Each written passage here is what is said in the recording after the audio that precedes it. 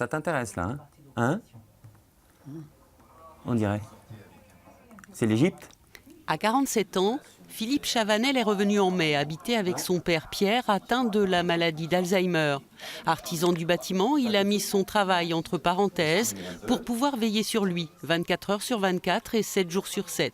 Son épouse, restée dans la Loire, le rejoint chaque week-end. On avait une situation matérielle qui permettait correctement pour un certain temps de le faire, de façon raisonnable, une activité professionnelle qui me permettait de le faire, et puis surtout un choix personnel où, sincèrement, pour une période, ça nous faisait un peu mal au cœur d'avoir notre papa en établissement. Parfois, on est obligé de le faire, mais on n'était vraiment pas bien, il ne le vivait pas bien, vraiment, puisque on était obligé, il avait une certaine nervosité, on était obligé de lui donner régulièrement des médicaments. Donc à un moment, on s'est dit, on va le récupérer. Depuis qu'il a retrouvé sa maison, Pierre va mieux. Son état de santé s'est stabilisé et Philippe ne regrette pas son choix.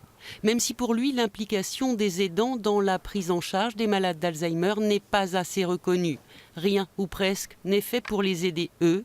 Philippe appelle de ses voeux la mise en place d'un statut d'accompagnant. Ce serait une belle facilité, ça soulagerait le système, effectivement, d'avoir un mécanisme de reconnaissance de l'aidant, ce serait parfait.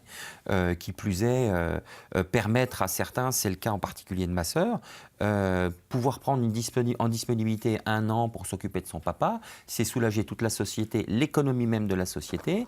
La sœur de Philippe prendra peut-être le relais dans quelques mois, mais pour l'instant, père et fils profitent de l'instant présent.